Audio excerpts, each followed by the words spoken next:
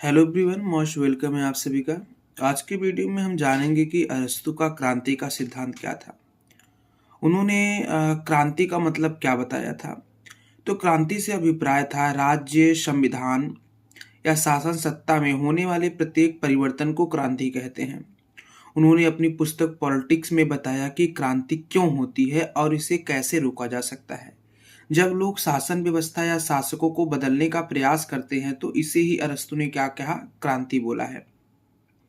अचानक जब देश दुनिया में परिवर्तन होने लगता है तो उस परिवर्तन को ही क्रांति बोला गया।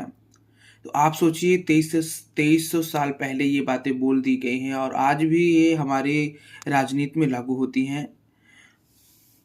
उसके बाद अरस्तू के अनुसार क्रांति होने का मुख्य कारण क्या है। तो उन्होंने पहला कारण बताया, असमानता। असमानता का मतलब होता है जब लोगों को लगता है कि उनके साथ अन्याय हो रहा है। अगर उदाहरण की बात की जाए तो फ्रांस की क्रांति में 3 वर्ग थे, कुलीन, पादरी और। तो इन तीनों वर्गों में से केवल गरीबों से टैक्स लिया जाता था, जबकि अमीरों से टैक्स नहीं लिया जाता था। इस कारण से वहाँ पे क्रांति होती है और उस क्रांति का मेन रीज़न था असमानता। उसके बाद दूसरा हमारा है अन्याय व भेदभाव।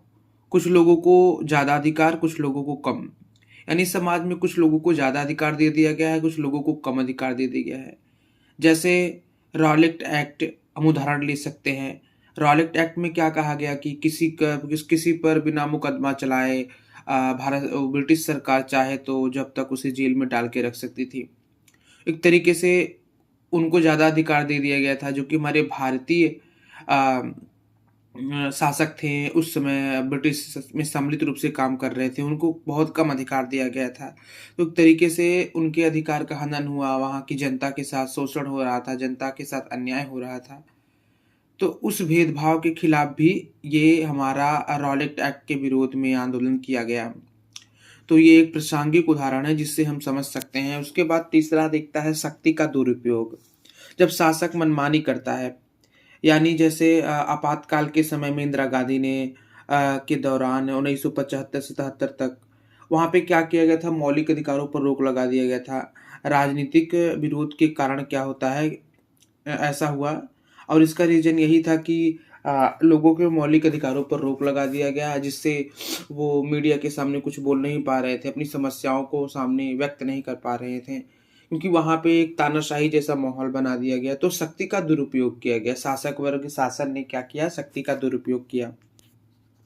और जब शक्ति का दुरुपयोग होगा तो क्रांति जरूर आएगी।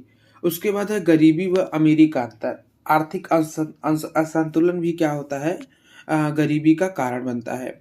रूस की क्रांति 1917 में राजशाही शासन था, जिसमें क्या होता है कि केवल अमीर वर्ग को फायदा पहुंचाया जाता है, गरीबों को गुलाम बनाकर या उनका शोषण किया जाता था। तो ये चारों कारण जो होते हैं जिनके कारण से किसी भी समाज या देश दुनिया में क्रांति आती है।